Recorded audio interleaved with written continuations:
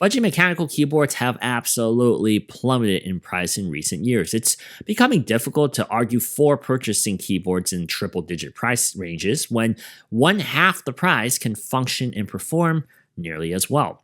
Known in the PC industry for their reliable budget offerings, Tecware's Phantom S keyboard embodies a lot of the company's core competencies through its no-nonsense offering here. I'm Alex from the Sypnotix. I also wanted to thank Tecware for sending us a review unit of the Phantom S to review, but they're not going to be watching this prior to publication, and everything you're going to hear from me, you're going to hear first. So let's go right into it.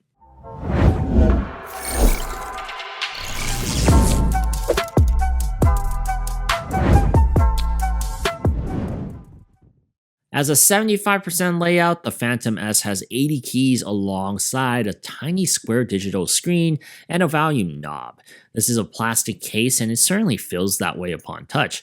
I will say that there wasn't a whole lot of creaking while I tried to flex the board, so it's put together quite well for such an inexpensive piece.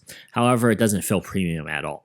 There's also quite a lot of layered dampening here that I'm happy to see on a cheap price gasket mount design like this. The most premium feeling item on the entire board is the volume knob, which Tecware has planted unique textures all around its metal material. The volume knob rotates extremely smoothly and emits a satisfying click when you press into it. On the other hand, the digital display screen directly under that volume knob is a bit underwhelming to me. It functions as an indicator for connection type, battery life, and it functions as a clock. You can also customize the display to push a GIF, but I personally don't find that to be too beneficial here. It's just too small to have any meaningful customizational flair behind it.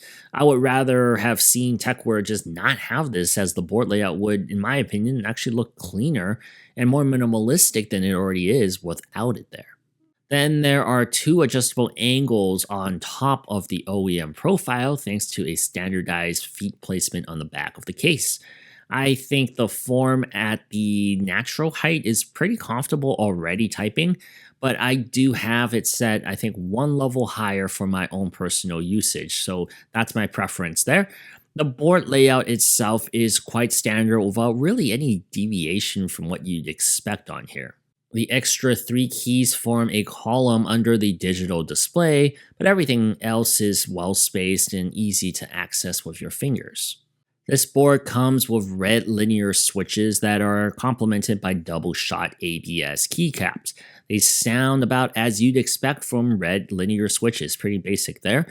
There's a bit of a hollowness behind the clanking, and it's slightly too stiff for maximum fluid typing, but it's a mechanical keyboard that sounds like what many think a basic mechanical keyboard should sound like, so I surmise a lot of people will be happy here.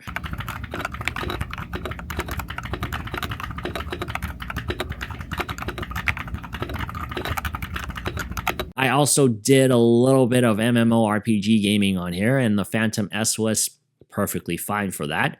It's a 3 or 5 pin universal hot swappable, so if you want to change it up after a while because you don't like it, you certainly can do that here. I do like how the RGB looks on the Phantom S. The keycaps shine through the symbology, which makes it not only easier to see in the darker rooms, but it also looks a lot cleaner.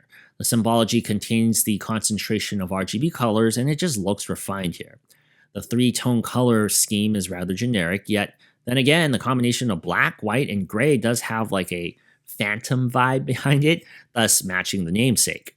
There are 3 connectivity modes to choose from when using this wireless keyboard. You get the pure Bluetooth 5.0, a 2.5 GHz receiver, and through, of course, USB-C. Tecware placed an interestingly shaped slider on the left frame wrapping over the board to control which mode the keyboard is currently in. It's a little extra and doesn't really slide cleanly, but when you add a little extra leverage to the switch, it does the job it's intended to, so I can't complain too much there. The frame on the opposite side houses a USB receiver slot to store inside the body of the keyboard. I don't recall reviewing another keyboard with a slot in this particular position, but it does look a little strange to me looking at it closely here, so kind of interesting they put it there.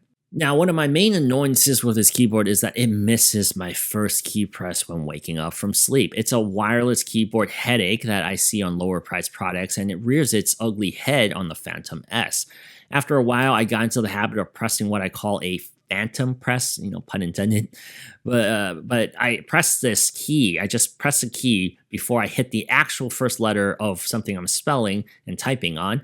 It isn't ideal, but it is something you just have to live with on this keyboard. It's slow to wake from sleep. Since this is a wireless keyboard, it will need to be charged through the USB-C port on the top of the frame. Another major disappointment for me was just how often I ended up needing to charge the board. I wasn't able to get even, I would say, a solid full work week out of one charge from this 4,000 milliamp hour battery. While I like the north-facing LEDs, I don't think keeping the RGB, if the RGB settings was what was draining the battery on it, I don't think keeping the RGB settings on as well as connecting through Bluetooth should have that significant of a drain on the longevity of the mechanical keyboard, especially in current times. I think it's well within reason for any keyboard of any price point to at least give you more than 4 days of battery life off of one charge if you're going to be a wireless keyboard nowadays. To be frank, even for the low MSRP that the Phantom S sells at, I'm not too sure if it is worth the trade-off for the lackluster battery life and the slow wake-up times. It's a decent mechanical keyboard and typing experience, and for basic gaming purposes, it serves its purposes, but yet the market for mechanical keyboards is extremely competitive, and there are lots of terrific options currently available, even in this price range. So some are even from Tecware's own library. So you got to do your own research and see what you really prioritize before you purchase one of these. Once again, I'm Alex from Sypnotix. Thank you guys so much for watching this video. Let me know what you guys think is the best budget keyboard, and I might check that out and review that for the channel. I'll see you guys in the next one.